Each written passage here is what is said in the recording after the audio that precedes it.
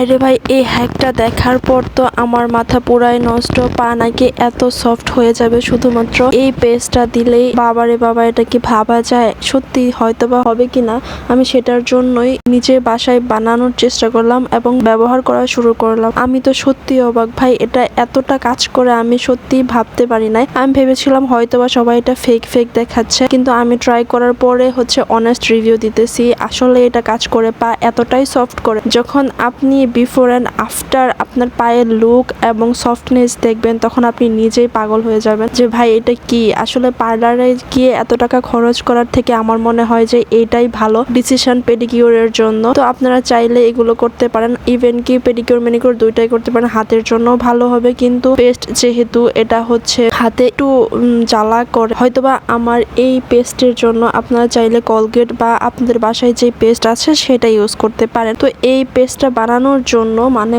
পেডিকিউরের এটা বানানোর জন্য, মাসাজ ক্রিমটা বানানোর জন্য লাগবে পেস্ট, কফি আর লেবু, শ্যাম্পু। তো আপনাদের বাসায় যার যে শ্যাম্পু আছে সেগুলোই নিয়ে নেবেন। এখানে কফি পাউডারটা মাস্ট ইউজ করবেন। যদি চান তাহলে একটু চিনি অ্যাড করতে পারেন। চিনিটা অ্যাড করলে হয় কি, এটা অনেকটা দানা দানা থাকে, যেটা পা আর একটু বেশি ক্লিন করতে সাহায্য করে। তো আমার বাসায় যে পরিমাণগুলো ছিল, আমি তো ভেবেইছিলাম যে এগুলো দিয়ে হবে না, কিন্তু এই ভিডিওটা দেখার পরে ভাবলাম যে না, আমি বাসায় ট্রাই করে দেখি। আমি এটা 1 মাস যাবত করতেছি, বিশ্বাস করেন পা এতটা সফট হয়েছে আমি কি বলবো, বলে বোঝাতে পারবো না। আপনারা যদি ট্রাই করেন অবশ্যই জানাবেন। আমি যদি নিজে না ট্রাই করতাম তাহলে আপনাদের সাজেস্ট করতাম না। আপনারা জাস্ট একবার এটা ট্রাই করে দেখেন, তাহলেই বুঝতে পারবেন যে এটা কতটা ভালো কাজ করে। তো এখানে কফি, শ্যাম্পু, পেস্ট আর লেবুর রস, এগুলো আমি ভালো করে মিক্সড করে নিয়েছি একটু সময় নিয়ে। এখানে একটু লেবুর রস কম দিলেও হতো, একটু এটা বেশি পাতলা হয়ে গেছে। তো যাই হোক, কিছু করার নেই। আমি